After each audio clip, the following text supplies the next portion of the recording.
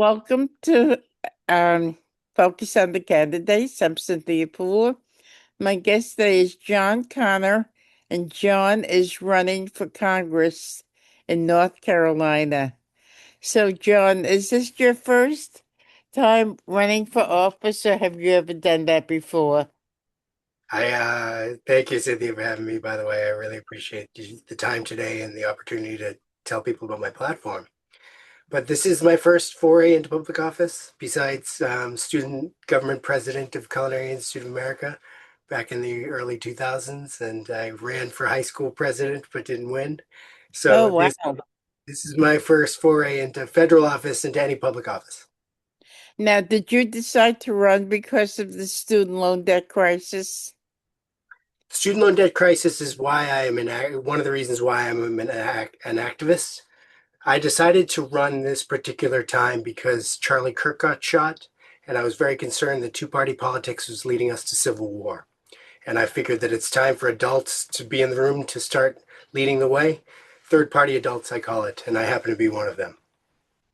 So, why do you think that um, Charlie Kirk's murder will possibly lead to a civil war? That's interesting.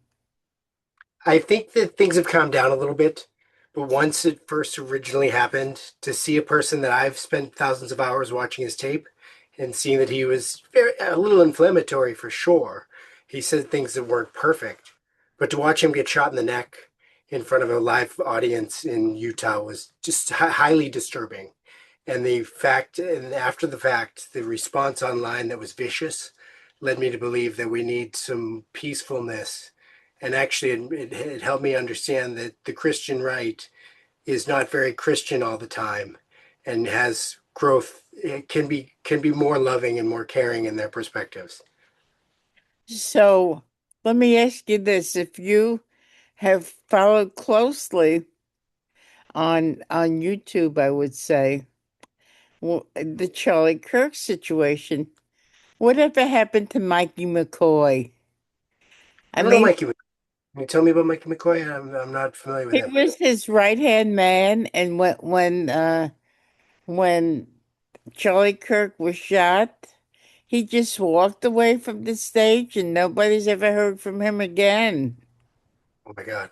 Yeah, see, I'm not, I was concerned, but I haven't followed every single detail because there's so much, I think, misinformation in the process too that I Mhm. had to tune out. But it's a very interesting perspective I'm not aware of. Okay. So are you having a good time running for Congress? Yeah, yeah, I just secured enough money to get on the ballot, $1,740 from a PAC that's unnamed at the moment. I'm very excited to have the opportunity to at least change and shift the conversation. Definitely in favor of the student loan bankruptcy, and definitely in favor of the brand of activism I come from is Occupy Wall Street, and so I'm here to occupy Congress. Wow. So were you heavily involved in Occupy Wall Street? Yes, I was a very corporate guy with a very different trajectory prior to Occupy Wall Street. After Occupy Wall Street, I had taken a very extreme stance. I purposely defaulted on my student loans, You and purposely did that? I'm now in forbearance. But at the time, I did purposely, and I could supply the blog. It's a little childish, Give me the benefit of the doubt. It's 13 years ago. I've grown since then. But ultimately, yeah, I mean, I purposely defaulted because as a financial analyst, I was trained at City University of New York, Baruch College. I saw the trajectory of student loan defaults, and they looked to be in the hockey stick curve, is what we call it, of blowing up. And right now, I think when I purposely defaulted, there was 800 billion in student loan debt outstanding. There's now 1.8 trillion with a T. So Mm-hmm. it's astronomically out of control. Every single administration has kicked the can down the road, and we need adults in the room to address the problem. During the since I met Alan Collins, um, every time there's a election cycle for president, I always listen to if the student loan debt crisis is going to be addressed. Well, it was addressed a little bit in 2024, but in previous presidential races, it was barely addressed. And, at that point, there was 1.5 trillion. Yep. Could you overlook 1.5 trillion? And how could you overlook over 40 million people who have student loans? That's enough to swing an election. But, the politicians were silent on it. What do you think that was? Well, firstly, I just want to give for I'm a libertarian, so I'm a third party adult, as mentioned, and I'm actually running on I think Joe Biden 2020 platforms um, item, which is to reinstate bankruptcy for student loans. What ended up happening was Joe Biden at that time was not using TikTok and Instagram Reels the way that kids are using it today. I think that there's an enormous base, as you mentioned, 40 million people nationally that are have student loans outstanding. Not every one of those people want to go bankrupt, but we all want the opportunity to go bankrupt, just like if we got in over our head for any type of debt. So I'm going to use TikTok and Instagram Reels and social media and Facebook here where we met in a way that Joe Biden's campaign did not use. So I want to give respect to Joe, though I haven't been as super respectful to him in the past. I want to change my ways and be respectful to all candidates of all parties. But student loan bankruptcy is essential for integrity in capital markets. If we have an asset class that we can't bankrupt ourselves out of, which since 1984, we haven't been able to bankrupt ourselves out of federal student loans, federally backed student loans.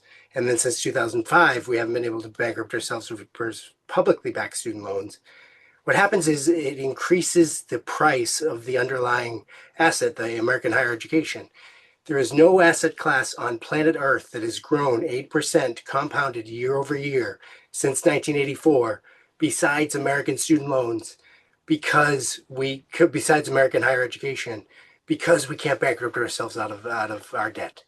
They'll take our Medicare payments, they'll take our Social Security, they'll take our tax returns, they'll garnish our wages, and it's an astronomical problem the Department of Education is profiting from that needs to be addressed because the American people are not profiting. Do you think this is all by design? I think it was so. I try to give people the benefit of the doubt. I've lived in conspiracy camp in the past, and I might lean in that direction sometimes. I do understand the argument that when the lobby came to Congress and said we can't repossess American student loan borrowers' brains, so instead we have to be able to collect at all costs. I can't imagine they would have understood the social ramifications of that problem, at that time, and we're sitting in the back room like evil with evil laughter. I have to think that the side effect was they made a logical argument at the time that now has astronomically terrible social consequences, and we as adults now have to address it. So, in the past, like I said, it wasn't brought up that much. And, back in the day, Biden was one of the architects to put this whole thing, you know. He was not the architect of the 1984 bill. He was the architect of the 2005 bill. So yes, he was responsible, and he tried to change the course of his past legacy with that legislation. The problem was Congress was co-opted. Two party people still all answer to the banks. We need the people to start taking office. People like me, I'm a regular guy with a lot of debt and a small business tax firm, solo tax firm called Less Tax Enterprises. I'm just a regular guy who's running for Congress because I don't think there's any adults in the room. And I think that if many of us do this, we can change the course of history and we can grab the reins from the corrupted officials who all answer to the banks. Joe Biden and all of them do. So, it's difficult. It's difficult for the average citizen to say, I'm going to jump in there and I want to change this system like you're doing. What advice do you have for these people? Well, firstly, I just want to finish up the student loan conversation. Where I think bankruptcy is better than forgiveness, Joe Biden moved from bankruptcy to forgiveness later on, and that forgiveness is a lot of pushback from the working class. I don't think Americans should have their student loans forgiven. If you do go bankrupt, it's 7 years of bad credit. It's a real consequence for one's actions, and not everybody will do it. So I just wanted to note that. And then, secondly, to answer your question, how do regular people do it? I'm going to do this. I'm going to raise hopefully around 10%, 10% of what my opponents raise. So my opponents Yeah. are going to raise about 1.5 million. My target is hopefully if I'm blessed, I'm going to raise 10% of what they raise. And I'm going to go around my entire district, 17 counties, and I'm going to take a social media, take my phone and a tripod and a little lapel microphone, two of them, and I'm going to talk to constituents and ask them what they want. And I'm going to reflect it back to them, actually, like Mamdani did. He asked people of all political parties what they wanted, and he gave it to them, and he won. Mm-hmm. Mm-hmm. So, have you spoken to any other congressional candidates who wants to make student loan a major part of their platform? Great question. No, the only congressional candidate I've spoken to is one of my potential opponents. I'm a libertarian, so I don't have to primary in my district. Uh-huh. For those of you who understand, in March of 2026, the Republicans and Democrats have to fight it out in a primary to see who faces me in the big show. Right. And elections in November. And Jamie Yeager is the congressional candidate, the Democratic Party in this district, who's favored to win. He did not mention anything about student loans in his ticket. I hope to at least push the two candidates, one of the two candidates of the Republican or Democrat, probably the Democrat because of historical ties to the working class, um, to start thinking about student loans as a major issue.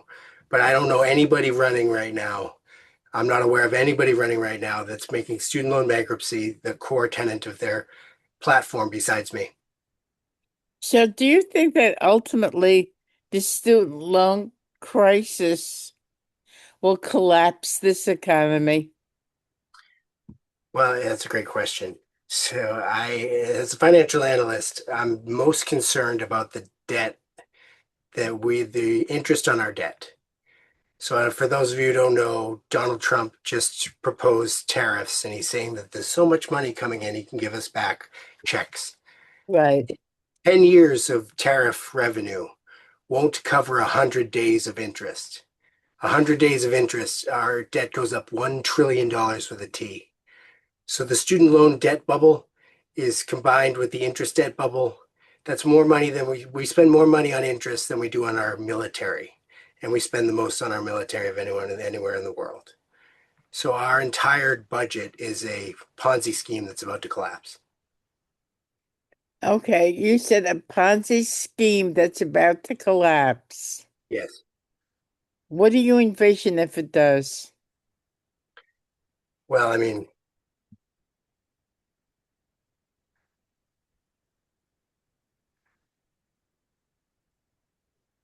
I encourage all Americans to get one of these and ensure that they're protected.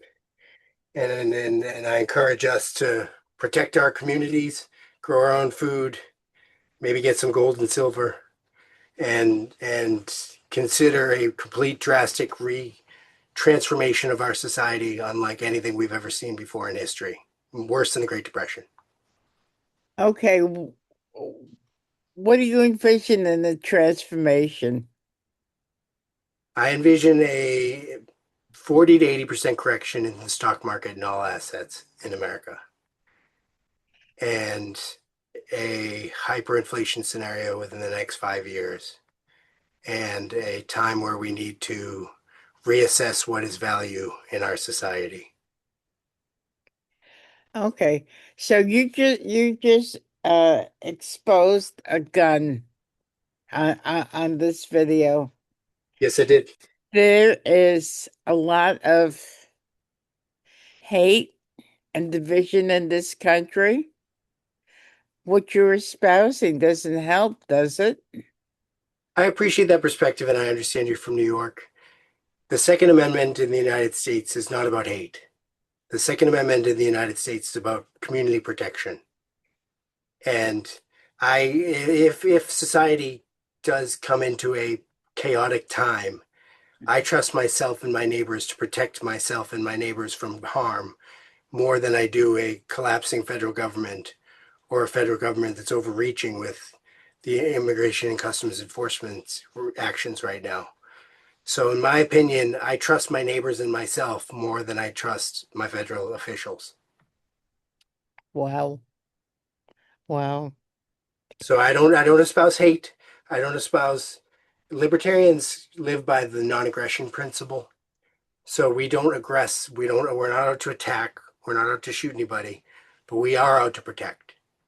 We are out to stand firm and say no when it's time to say no. And sometimes you have to say no with a little bit of bang in your pocket than not. Okay, so you're running third party. What's your opinion of the two major parties?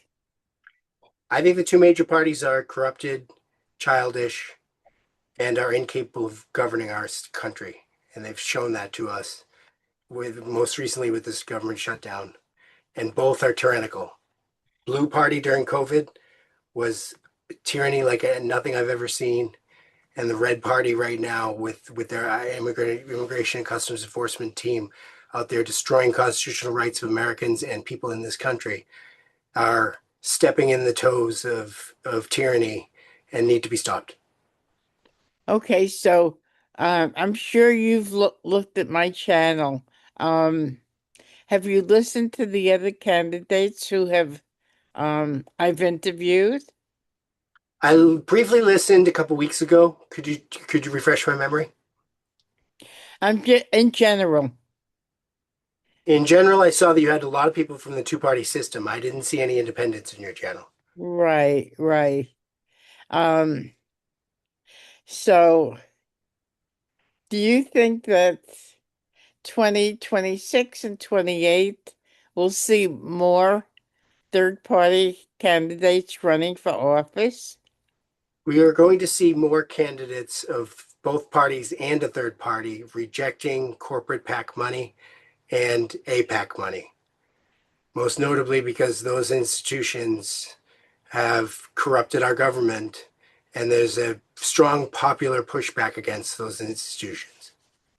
Okay, so if there's a district in which one of the candidates gets tons of money for APAC from APAC and the other candidate gets just small donations. The candidate from that get the small donations, do you think they have a chance to overcome the APAC money? Actually, that's an example of what's happening in North Carolina, District 11 in Western North Carolina, where I'm currently running. Chuck Edwards is known as, I call him Chuck the APAC Edwards. He's a Trump MAGA Republican, and he's swimming in APAC money. He's the incumbent, and he ran on $1.4 million last time. He'll probably running on 1.6 to $2 million this time. I don't know about the Democratic candidate, Jamie Yeager. He hasn't answered my question as far as whether he'll take APAC money or not, but he's an established Democrat of three generations, and so that leads me to believe he might. I personally will not be taking any APAC money, and I think that that's a huge advantage with a small little blue town called Asheville, North Carolina, where I'm currently living, in a red district that's very upset with America First rhetoric combined with Israel First action. They're very upset with that dichotomy, that misleading actions of their candidates.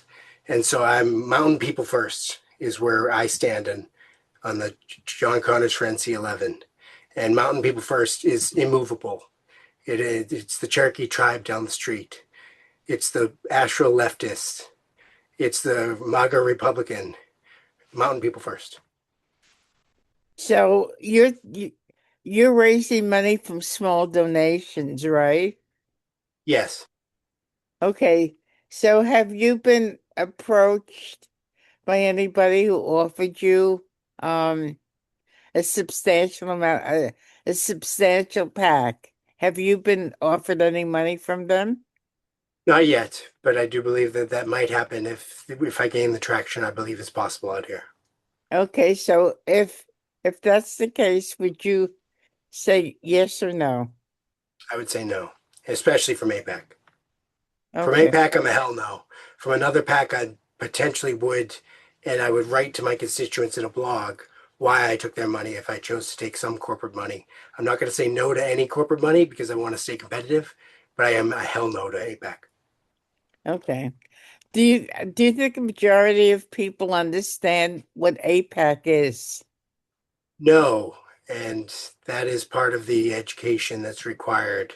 A lot of people here in my district understand it because we're guns and gold mountaineer people, but not everybody understands it, and it does require an educational conversation. Mm-hmm.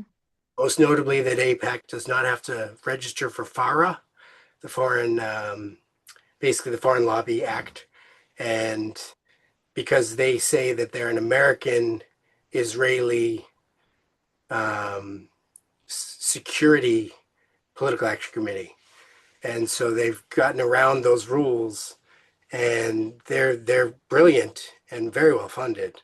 And I don't mind taking out my slingshot and being David and taking down that Goliath. Wow. So how how has the corporate media been treating you? I believe that because the government was shut down, that there was no way when I did my press release a few weeks ago for organizations to double check that I had done my FEC paperwork. I believe everything's gone through now, so there's been a complete silence on the corporate media side for my campaign. But I give them the benefit of the doubt because the federal government was not up and functioning, allowing them to cross-reference my paperwork. So you're doing a majority of your campaign on social media, right? Social media is exclusively where I'm at, and my website is Connors for Congress. I'm Jon Connors, Connors, connorsforcongress.com. And you can find all my social media right at the very top of that page. And And I'm sorry, John. Is it is your word spreading through social media? yeah, I mean, well, Alan Collins, our dear friend, our shared buddy from Student Loan Justice, he was the first person to donate to the campaign. And and the student loan video I made, I think has about 7 to 10,000 views on between TikTok and Instagram. So Uh-huh. this loan issue is the biggest hot button issue that led to the most views so far. I'm not getting millions of views yet, but I believe it's only a matter of time until I get the word out, till we cut this podcast up into little bits and we get the word out and spread it virally. And I think we can be extremely successful now using social media. Now, do you think of politics as theater? I believe politics can be like theater, and when it's in its most degenerative form, it's like theater. The politics I'm bringing forth is regenerative politics. I'm not here to disparage anybody. Jamie Yeager is a great regenerative farmer. I did call Chuck the Apex Edwards because that's where he gets his funding, and I'm disappointed with his current leadership in our district. But I'm not here to attack or cut down or theatrically destroy another candidate. I'm here to push the conversation to regenerative politics.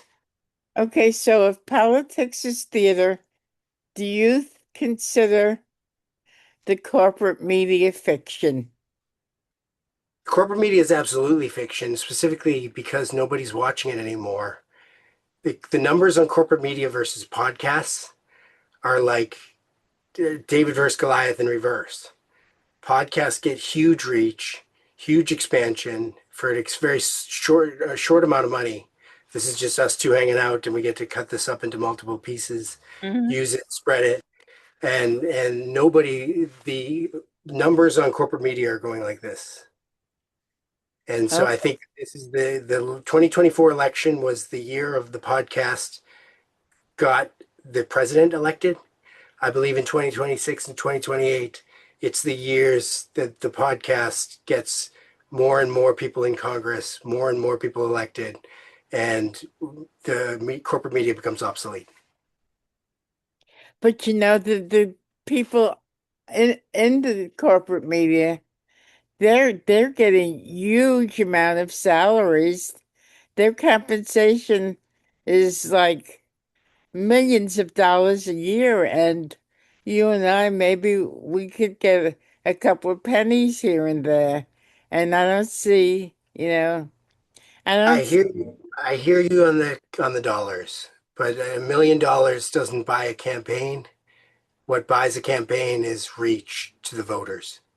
And the people, the more people you touch, move, and inspire with a message and there are more people to be touched, moved, and inspired in the podcast sphere than in the corporate and media sphere.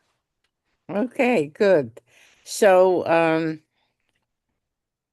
if your fairy godmother came down, handed you her magic wand, and said, "Here, take this, make one wish to make this world better," what would that wish be? Hmm. That wish would be to overturn Citizens United and remove corporate money from elections in the United States of America. So give us your um how people can reach you again. Connors for Congress, Connors for Congress.com, support at connorsforcongress.com, and then all my social medias are there. TikTok is Regen Men, Regenerative Men is what I go with.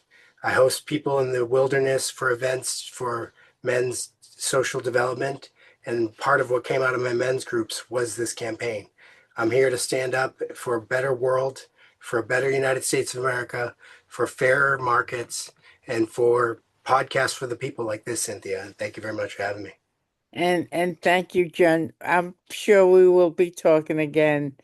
So you've been listening to Jon Connors, who's running for Congress on the Libertarian Party line Yep. in the state of North North. Carolina. I'm Cynthia Pooler. This is Focus on the Candidates. If you like this show, please subscribe to my YouTube channel.